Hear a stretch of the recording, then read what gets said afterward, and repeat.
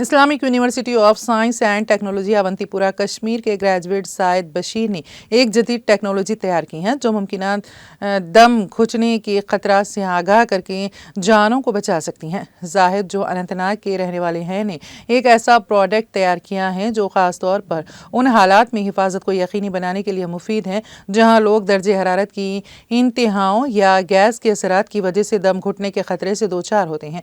Islamic university से हाल ही में computer science में इंजीनियरिंग मुकम्मल करने वाले जाहिद इस मंसूबे पर CIED IUST फाउंडेशन की माविनत से काम कर रही हैं। ये मंसूबा अभी इब्तदाई मराहिल में है और इसका मकसद इन अफराद के लिए एक इत्तला देने वाला निज़ाम फराहम करना है जो बंद जगहों में है और जहां ऑक्सीजन की कमी या जहरीली गैसों का जमा होना मुमकिन तौर पर दम घुटने का सबब बनता है।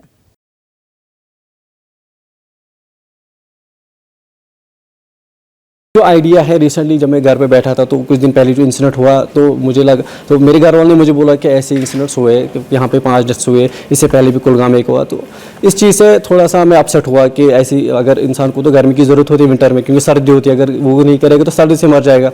तो कोई ना कोई बीच का रास्ता निकालना पड़ेगा, ना सर्दी से मरे ना ही ज़्यादा गर्मी से मरे।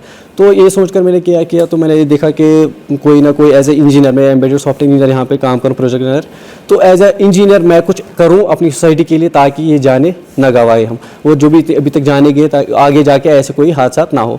तो मैं बैठा था ऐसे, तो फिर उसके बाद मैंने कुछ रिसर्च किया इंटरनेट पे कि ऐसे कोई अभी प्रोजेक्ट मत बनाए इस पे जो इसको रिकवर कर सकते हैं, फॉर्म में जानी नहीं जा सकती है।